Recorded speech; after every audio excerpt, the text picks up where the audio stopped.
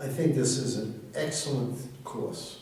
I really do. I think it gives an opportunity for member countries to have their students participate in working on a subject which does not receive enough support. And I think bringing together experts from all over Europe as well as other areas of the world who have expertise to work with the new generation is absolutely essential. And those are the people who will be doing the work in the next decade. So I like the way the course is designed. I only wish there could be more students in the class. And I also wish that we would have some hands-on activity to show the students. And I think when you have this opportunity, that is tremendous for the students. But just bring in the students here. And then there are students who are coming from other areas of South America, Central America, and Africa. And from my perspective, that is a tremendous investment of the Institute in lesser developed countries. And the Institute has my utmost support for doing that. This is not the first time you participate? No, this is my second time. I participated, I believe, 5 years ago. And I had no idea what to expect because we have no such training course like this in North America. Meeting with the project designers, dealing with Bernardo Pizzurco has been superb, and all the support, administrative support, has been very essential for the success of the former course. And I see, with now more students in this class, it is very important to do that. So I think the subject area of having both micro and macroalgae is very good because the people who work with microalgae need to understand other opportunities for them, because not everybody goes into microalgae or macroalgae. Plus, they also have to see other opportunities and seeing how other scientists think and experience other scientists. And I think it's good for them. It's a compliment. Oh, absolutely, absolutely. Having a lot of the students listen gives them an opportunity to say, oh, this is interesting. They can take that understanding back to their home country, their home institute or home university, and then they can make a difference in their home countries. And I think if the institute can point to the success of their students, that is more than, that's success. The success of the students means the institute has been successful, and that is part of the mission of the institute, to be able to point to the training mission of the something very valuable in this class. And I think this is now for the professionals. It's one thing for me to come here and give students presentations. I think that's valuable, but I also can give students in the States presentations. However, I also come here for a selfish reason. The Institute here gives me the opportunity to interact with other colleagues in Europe that I would not normally meet with. And interacting with them is very important because I know they have unique skills and expertise. And I like to work in teams. So already I have projects plans with Professor Hoon and Professor Figueroa. That would not have taken place if we weren't talking during this course. So this course offers something for the students, also offers something for the faculty, the instructors during this period of time. The biomass can be used for food, the seaweed biomass, could be used for medicine, cosmetics, nutraceuticals, functional foods. It could be used for horticulture. There are many different uses. All these uses translate in aquaculture to a value between $7 and $8 billion for seaweed aquaculture. Between $7 and $8 billion. So you produce the biomass, and then you have to take a look at why you're producing it for one of those areas. And then there is medicine too. So you have to develop the experience and develop the interaction. It's part of a solution. Now, let me explain what I mean, part of the solution. If you grow microalgae, and microalgae take up carbon dioxide, and then they die, and if they die, and if they're not eaten, then they die, they go down to the bottom of the ocean, and so that's not a solution. My solution is, if you're growing microalgae or macroalgae, marine algae, if you grow them, can you take their biomass and convert the biomass into biogas, biobutanol, bioethanol, biodiesel? Now, by using organisms that are using light that is free, you're using solar energy, you're converting it into biomass, then that biomass can be converted into these biofuels. The biofuels that are being produced then will take the pressure off fossil fuels. You don't have to burn the fossil fuels. I think that's important. That's the key.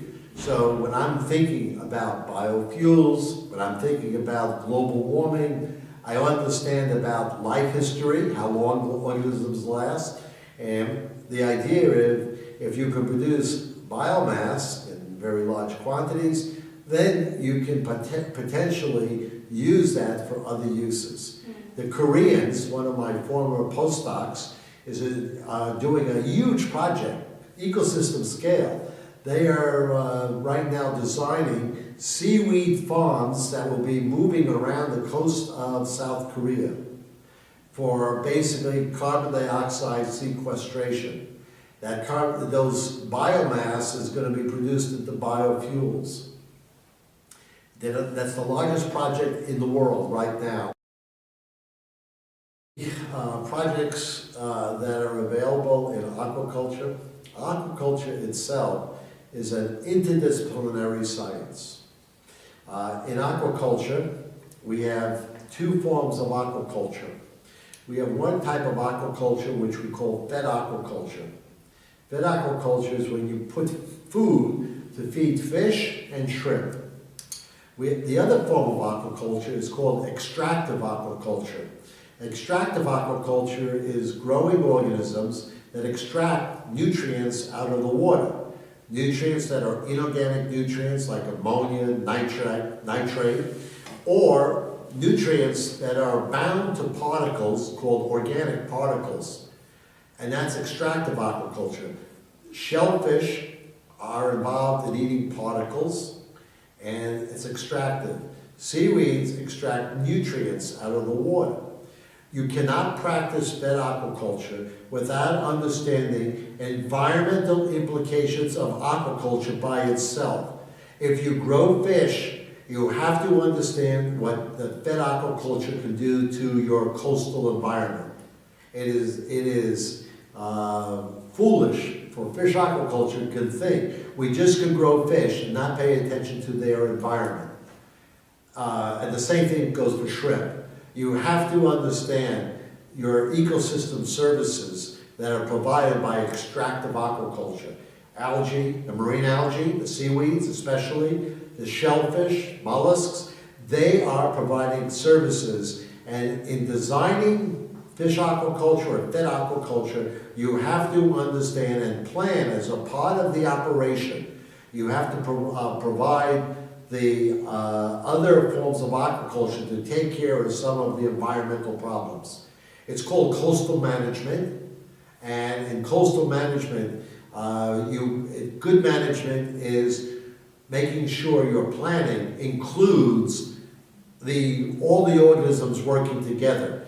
So, in my experience, I have helped develop the understanding, which is called integrated multi-trophic aquaculture, whereby you use a balanced ecosystem approach of growing organisms together with fed aquaculture and extractive aquaculture. That's better management. And so when we take a look at all directives, you gotta manage nutrients.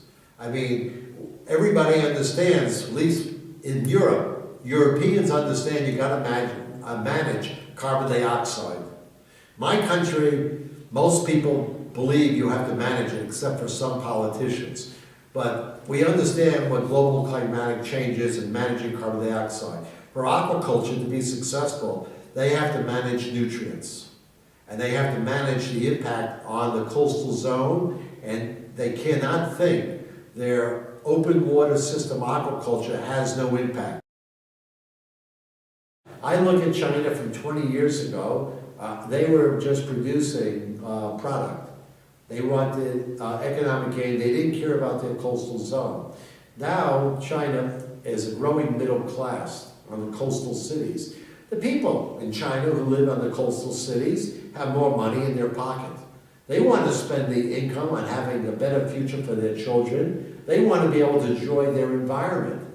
They want to make sure if they eat their fish that is being grown, that it doesn't have harmful chemicals in it. So they have the same interests as we do in China, but they have did such poor management for several decades to get where they are. Now they are just seeing you have to do environmentally responsible aquaculture, and the Chinese are starting to do environmentally responsible aquaculture at a level which they call experimental, we call commercial, and they're beginning to do that. In Asia, in Korea, they're beginning to do that as well. And the same thing in Japan. And I must say that all those three countries were being pushed in the 1990s by scientists from the US who kept on telling them, worry about your coastal zone, do environmentally responsible aquaculture. So Europe, has the demand.